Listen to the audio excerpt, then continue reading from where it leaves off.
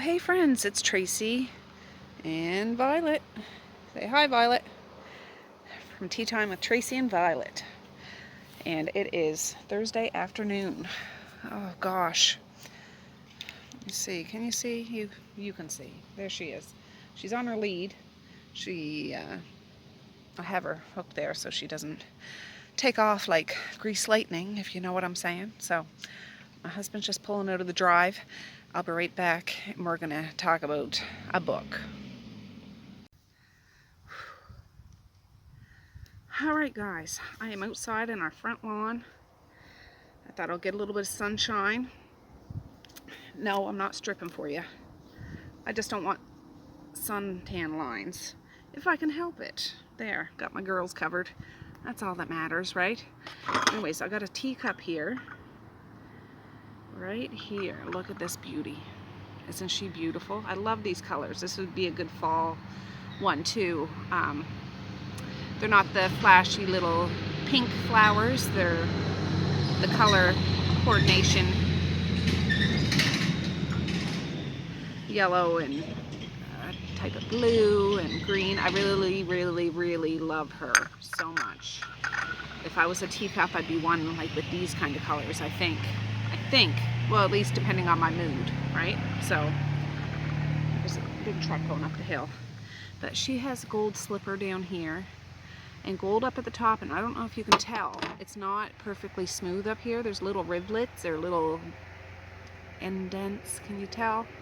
But you can see the gold on her arm, and there's gold right there, but there's no gold on the other side. So, and this is the back of her.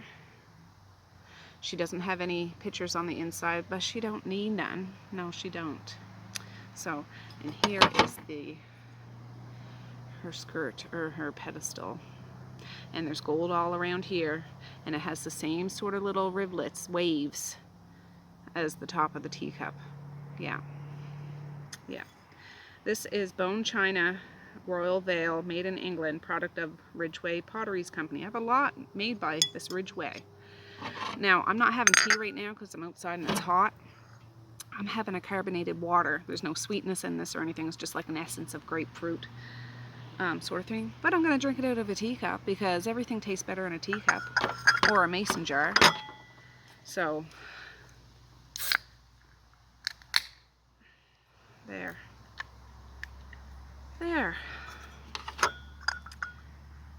Ooh.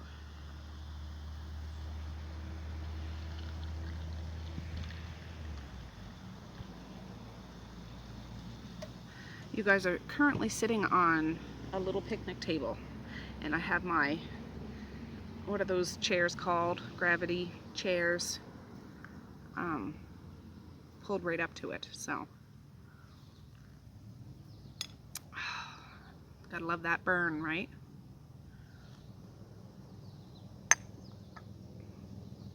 It's good and cold.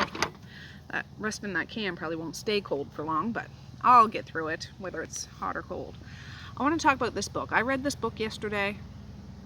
It's called The Bet by J.L. Beck and C. Hallman. I've never read anything by these guys. I think I hauled this in my first book haul that I did a few videos back.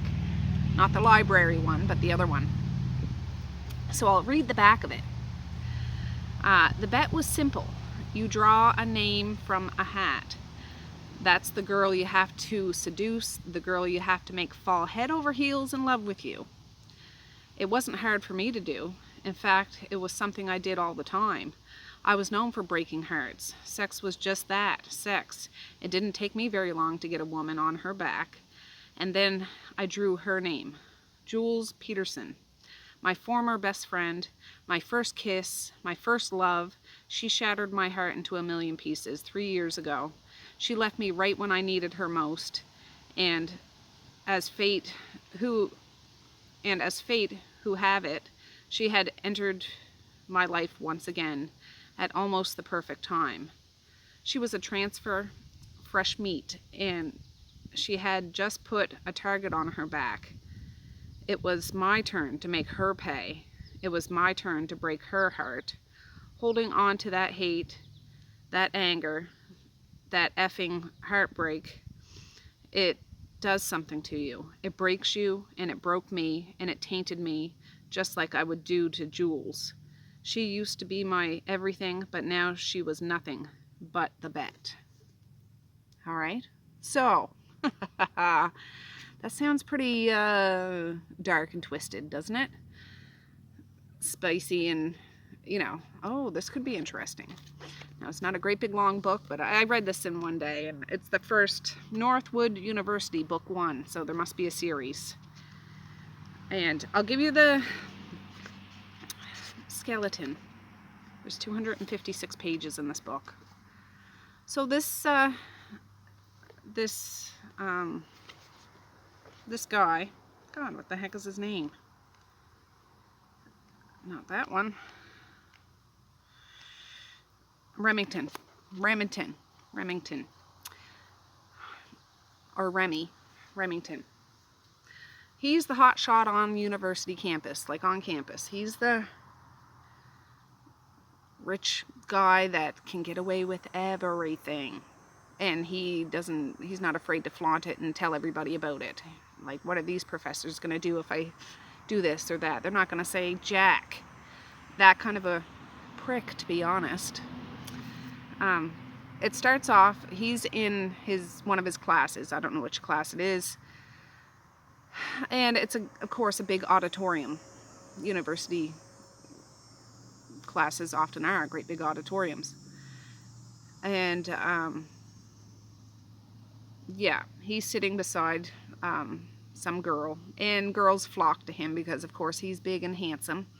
And he lays waste to them. He just can get any woman drop dead. Like yeah, he's a womanizer in that sense. Like, he doesn't think twice about sleeping with a woman, and only once. You never sleep with a woman twice, ever. And you always do it a certain position, so you never have to kiss them, if you know what I'm saying. Bow, wow, wow. Oh, yeah. Yeah, just not a huge fan of this guy. No, not really. But he's sitting in his class, and in walks Jules. Like the back of the book said, she was transferred from a different school. Oh, just hold on a minute.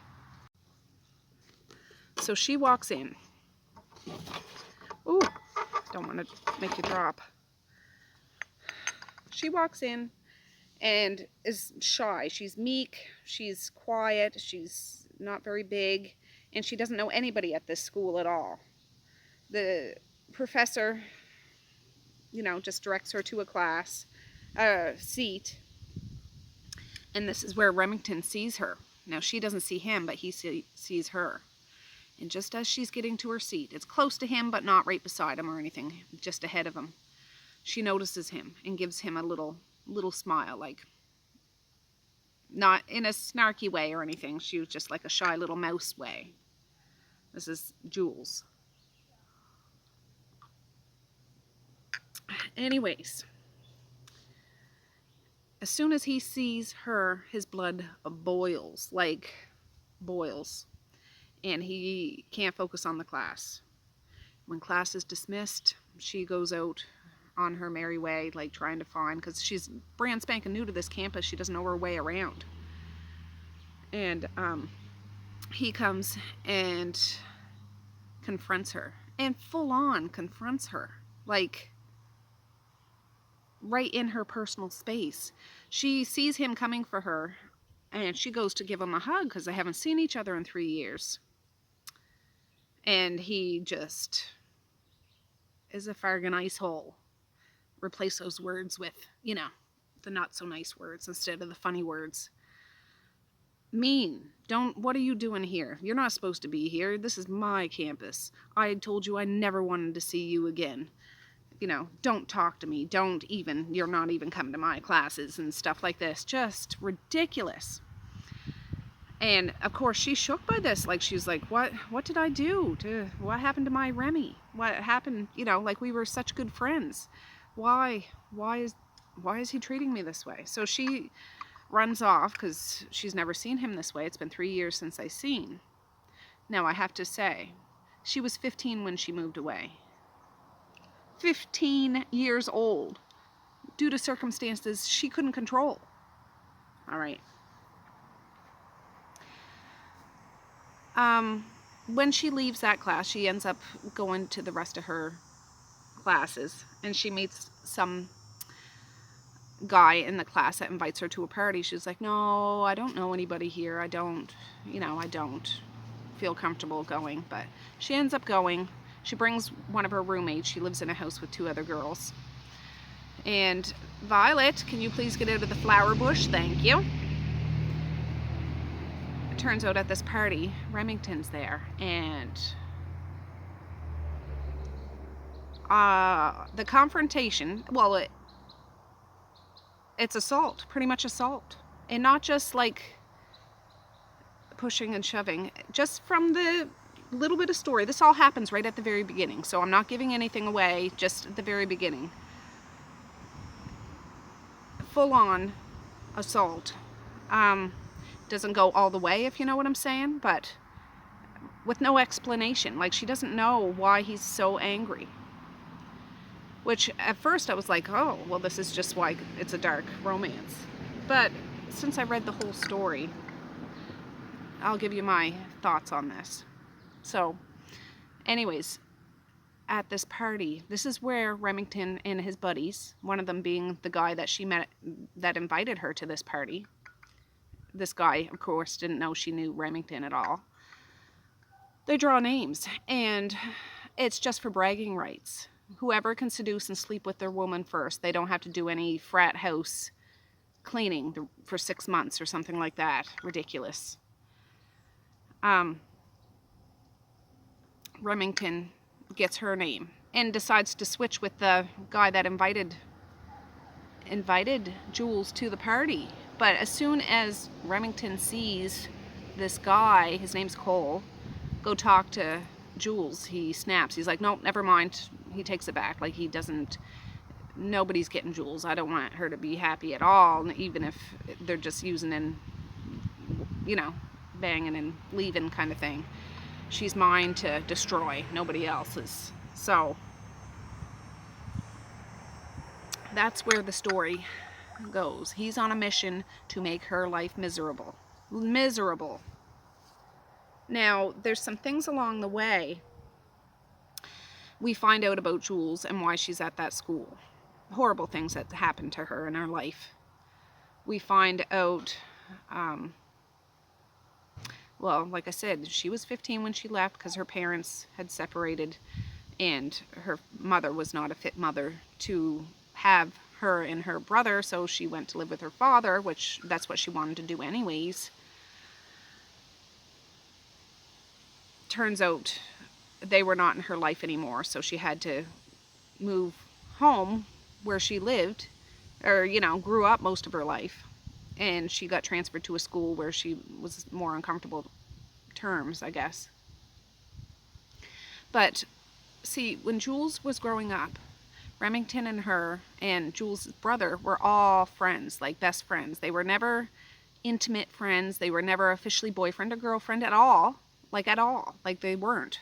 You learn all this. This is what kind of ticks me off. So they were best friends. All of them. And yes, they might have kissed, but they were, she was 15, for goodness sakes.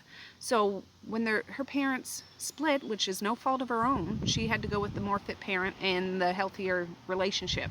And that's what she did. Oh. And it just, I felt uncomfortable doing this talk with you guys because I'm not trying to bash anybody, like the authors or the story. I just wanted to bat upside the head both Jules and both Remington. Like, I really wanted to go up and bat them upside the head, like, smarten the F up. I was, like, reading it. I almost had a hard time finishing it because I was so mad at these two, because the stuff that he would do to her, non-consensual stuff on the outside, like, she never let him know how she was feeling, because really she had feelings for him, and she seemed to be able to wipe away whatever travesties he did to her without calling him on it, and he knew he was being a a-hole doing these things to her down the road, but he couldn't help to keep doing it until it was too late, until a point came in this story where something terrible happened, and yeah, that's loud. Something terrible happened, and I can't really tell you because I'm not going to give the whole story away. These two have a long history, okay? They have a long history, but it was never an adult or boyfriend-girlfriend relationship, and he got so mad when she moved away, because when he was young, his mother, I forget if she passed away or, yeah, I think his mother had passed away the same time that she moved away, so he was losing all the women in his life that he cared about the most. So he blames her for moving away, but I'm thinking she was only GD 15 years old, boy. 15. How was she going to stay there with no parent? Oh. So this is a little different than most of my things. The story, it was easy to read. It was. But they just kept going in circles and circles about they love each other, but they hate each other. I love him, but how can I let him know that I love him when he's doing these things to me? But you don't ever tell him, little girl. You don't ever tell him that he's doing this and he's hurting you, but you still love him because of your childhood relationship. I get it. You might care about somebody, but it just made me mad. They tired me out. Honestly, they'd be a bunch of young adults. So she'd only be, if she moved away when she was 15, she's gone for 3 years, she's 18, 19 years old. You know. Young adults. They still have so much to learn. And the story ends up wrapping up with some major things that happened to this young woman. But their relationship, Remington and Jules, well, I didn't like him so much because he acted like an entitled, rich, nobody can touch me kind of person at the expense of women everywhere's on campus, because he would just use them and abuse them. Not so much physically abuse them, but just sleep with them and leave them, no thought at all. So somebody like that, not acceptable. And then to even verbalize, he had no shame in his game. He had no shame about acting that way. Acting that way. Full on blatantly, just yeah. Anyways, it ticked me off, honestly, is what it did. So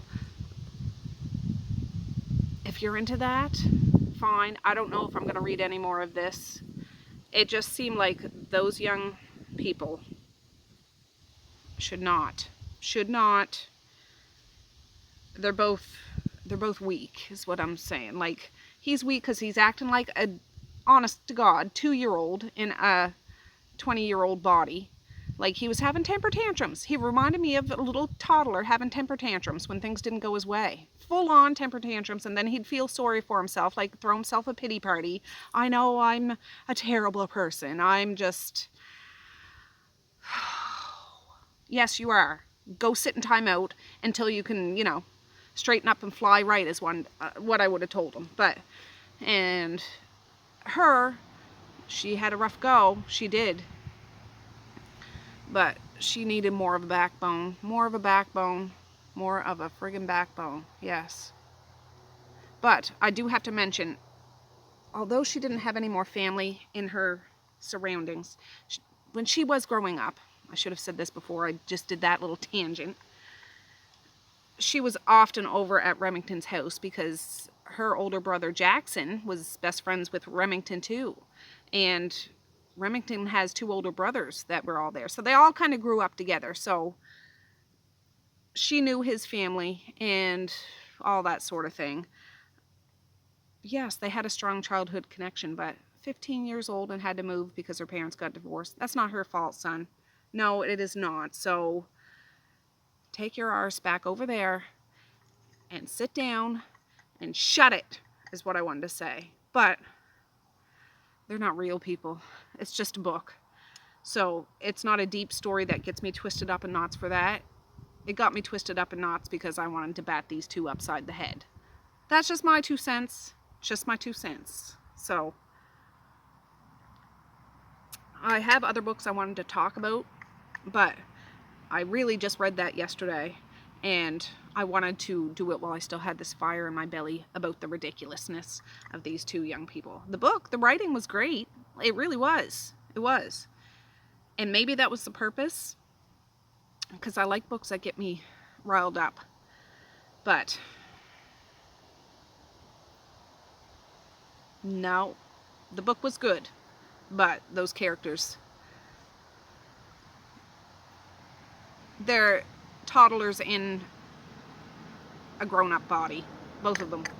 Both of them. So I don't mean to sound nasty. I don't. And I would give another one of those books a try at some point, because you get to know some of his family. And I think that's where the books would go from. I think. But yeah. I might just have to... Well, actually, I have another book I'm reading right now. I just started the 3rd book of that motorcycle one. I really just started it, so. Yeah. Anyways, I just wanted to talk about it while I could. And I don't regret reading it, because I haven't got a book that got me so riled up in regards to their ridiculous... They're like I said, they're both cowards. They're both babies. Like, you're not acting their age kind of thing. So that's my 2 cents about it. It really is. So if you're interested in why I'm so worked up about it, even though it's a book and it's not a big deal, it's like watching people on TV act like doorknobs, read it. By all means, read it. I'll put the link down in the description box down below. But I thought reading the back of the book, it would be different than it actually was. So it wasn't bad, but it wasn't my favorite kind of stomach twisting kind of stuff. Yeah. So anyways, I want to end this because I want to lay back and kick my feet back and get a little bit of sun.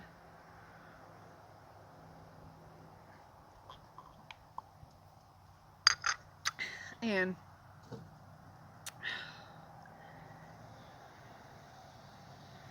there we go, Violet. Yeah, thanks for joining us today. Violet is right there. I'm sorry, she's just not there. She's got a new rainbow collar on with a little tag. Looks like a dog bone with her name on it. And it's a violet color one too, because it's violet. You're turning violet, Violet. What's that from? Oh, I noticed in my comments down below when I said Abraham hit me with a wiffle ball bat. One of you guys got it, and it's from Little Nicky. Jesus this, Moses that. Abraham hit me with a wiffle ball bat. It's from Little Nicky. So, Violet, you're turning violet, Violet. What one is that from? So, anyways, she's wagging her tail because I'm saying her name. But I'm going to say peace, love, and happiness today and every single day. Please like, share, and subscribe if you so choose. But if not, that's okay too. I still love ya. I still want all the happiness in the world for each and every one of you out there. I certainly do. I really, really honest and truly do. Yes, I do. So, all right, guys. Well, yeah. Well, you guys were looking at the back of the teacup the whole time. But again, you're over there and I'm over here. So, all right, guys. Well, with that, I'm going to say have a good night or have a good morning. And I will maybe see you tomorrow. Bye. Bloop.